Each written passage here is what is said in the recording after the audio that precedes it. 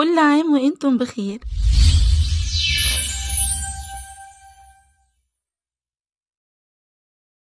كل سنة وانتم طيبين حبايب رانيا، ربنا يخليكم ليا يا رب وتديمكم دايما في حياتي. النهارده بقى هنعمل مع بعض حبة فول عشان السحور ما حصلوش. جربي طريقتي وهتدعي لي والله العظيم ومش هتبطليها تاني. معايا هنا كيلو من الفول، غسلته بس مش اكتر من كده، وحطيت عليه معلقة كبيرة من السكر ومعلقة صغيرة ممسوحة من الكربونات، وقلبته زي ما انتم شايفين كده، وهركنه دلوقتي على جنب. امشي على الطريقة بتاعتي ولا حد عندك هيتعب منه اما تيجي تاكلوه، لان انتوا عارفين كلنا ان الفول بيعمل غازات وبيتعب جامد وبيعمل انتفاخ في المعده. الطريقه بتاعتي النهارده هتدعيلي عليها بجد. يلا بقى عشان نشوف عملنا ايه.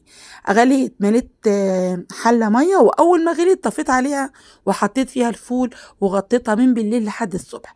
ايه رايك بقى؟ ايه شفتي بقى الفول بتاعنا طلع ايه؟ اي فول هتجيبيه وتعمليه بنفس الطريقه دي، والله العظيم 3 هتلاقي المنظر انت شايفاه ده. طبعا كل ده بيبقى في معدتنا، وده اللي بيعمل لنا الانتفاخ والغازات وبيتعبنا جدا.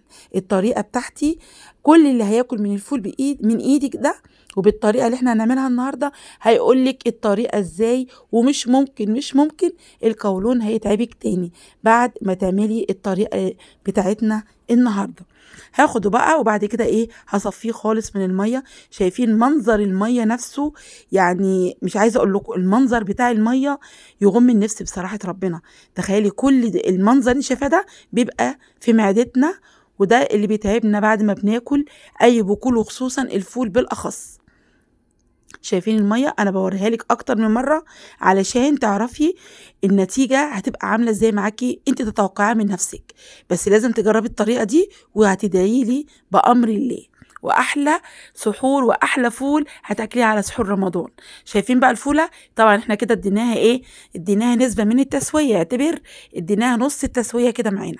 وبوريهولك اهو، غسلته وخليته زي الفل من الميه اللي احنا صفيناه منها، وبعد كده حطيته في الايه، في الحله بتاعتي اللي انا بقى هسوي فيها. تعالوا بقى عشان نشوف هنعمل ايه.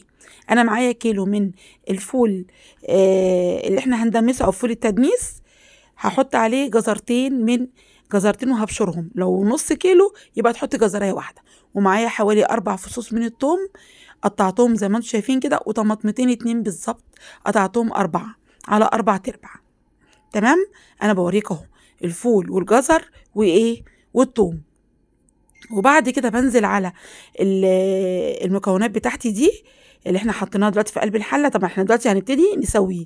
خلي بالك التسويه معاكي مش هتاخد اكتر من ساعه، ساعه الا ربع.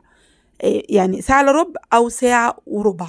هقول لك ساعه وربع ايه وساعه الا ربع ازاي، في ايديكي الاتنين. بعد كده بنزل بميه سخنه، تكون ميه سخنه خلاص داخله على الغليان، او سخنه قوي يعني، وبتنزلي عليها عشان ما تاخدش وقت وتغلي بسرعه. وبقى ايه، وبعد كده بعد ما بتشوفي كده بنزل بمج من العدس، المج بتاع الشاي بتاعنا العادي ده. طيب انت في ايديك تحطي ايه؟ طبعا الاختيار ده عندك انت. عندك غله من بتاعه البليله، حطي منها كوبايه بس. دي هتنقعها من بالليل بنفس الطريقه اللي احنا عملنا دي، بس هتبقى في طبق لوحدها. تمام. عندك فول مدشوش برضو هتنقعيه من بالليل وتحطيه معاه برضو كوبايه. برضو لو كيلو فول هتحطي كوبايه. تمام. انا هنا ما كانش عندي لا فول مدشوش ولا غله، حطيت الايه، العدس. شايفين انا بوريك الفول هنا معايا بعد حوالي ساعه الا ربع بقى بالمنظر ده، مستوي جدا. المشكله في البخار كان مغطي ومش مبين قوي قوي، مش مبين معايا التسويه.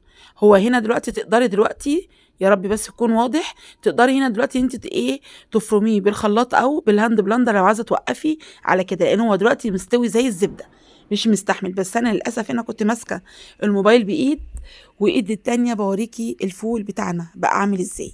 كان خرافه فوق يعني بصوا فوق الوصف. تعالي بقى نعمل التركايه بتاعت رانيا ميكس. ايه هي؟ معايا معلقتين من النشا ومعلقتين من الصلصه المعلبه اللي احنا كلنا عارفينها. هنزل بيهم بطبق، وهنزل بعصير نص ليمونه بس مش اكتر. وبعد كده هاخد من ميه الفول، اكون انا مبرده شويه، مثلا كوبايه ميه من الفول اللي هو كانت ميه الفول نفسها مبرده، كوبايه منها على جنب. ما عنديش، ما بردتش او نسيت ان انا ابرد، هاخد عادي نص كوبايه من الميه وادوب المكونات بتاعتي اللي معايا اللي احنا حاطينها دي، اللي هي عباره عن ايه يا رانيا؟ عباره عن معلقتين من النشا ومعلقتين من الصلصه. انا بحط هنا ايه؟ حوالي نص كوبايه من الميه زي ما انا قلت لكم، وبقلبها كويس قوي، وهنزل بنص معلقه كبيره من الكركم. طيب انت مش عايزه كركم حطي كاري، ولا عايزه ده ولا عايزه ده ما تحطيش، لان كده كده الجزر بيخلي لون الفول ملوش حل. بس انا عندي هنا بيحبوه يكون محمر شويه، وبيبقى برضو النتيجه بتاعته يعني بصي مش هينفع ان انا احلف والله، لاني لازم فعلا فعلا لازم تجربي الطريقه دي، وانتي بنفسك اللي هتحكمي في الاخر. وبرضو بتاسف لكم علشان البخار كان مغطي على العدسه بتاعه التصوير، تمام، بتاع الكاميرا للاسف. بقلب دلوقتي، بنزل بالخليط بتاعي وبقلب. بصوا بقى الفول هنا معايا بيلف ازاي، بيلف معايا بيبقى ملوش حل والله العظيم. كل اللي بياكل عندي الفول اللي انا بعمله في البيت بيقول لي شابوه يا رانيا، وازاي الطريقه بتاعته. لان اكتر حاجه لفتت نظرهم طبعا بعد الطعم، مش عايزه اقول لكم طعم ملوش حل طبعا، الطعم في حته تانية. وممكن تزودي بقى تركايه برضو انا ما تركوش عليها او نسيت اقول لكم عليها للاسف. باحط مرقة دجاج واحدة فقط لا غير، عايزة تحطيها حطيها، مش عايزة ما تحطيش، بس أنا أكتر الوقت بصراحة ما باحطهاش عشان أبقى صادقة معاكم أكتر، تمام. بانزل بقى، شايفين بقى دلوقتي أنا عايزة أقول لكم يوم ما باعمل الفول ده تقولي عاملة كباب، والله لو عاملة كباب ما يبقوا كده، ما يبقوا بالشكل ده. عندي اللي بيحبوا بالطحينة، وعندي اللي ما بيحبوش بالطحينة.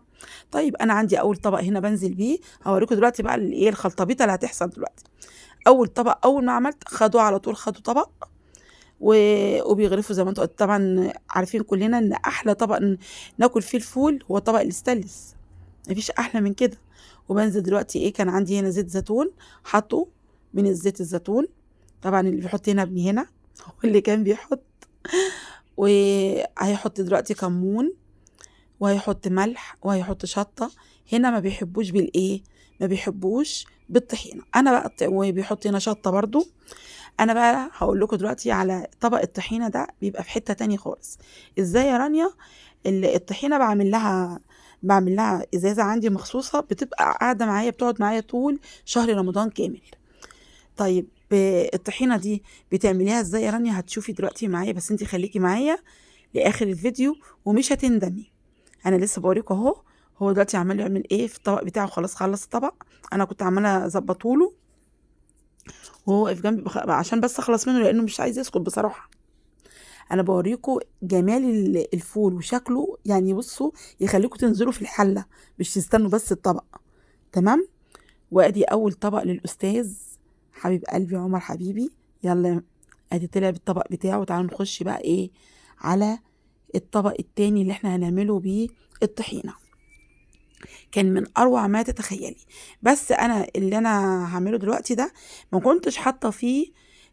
كنت واخده كميه فول على جنب من غير، اهو ده الفول ده اخدته من غير ايه، من غير ما احط الكركم، تمام.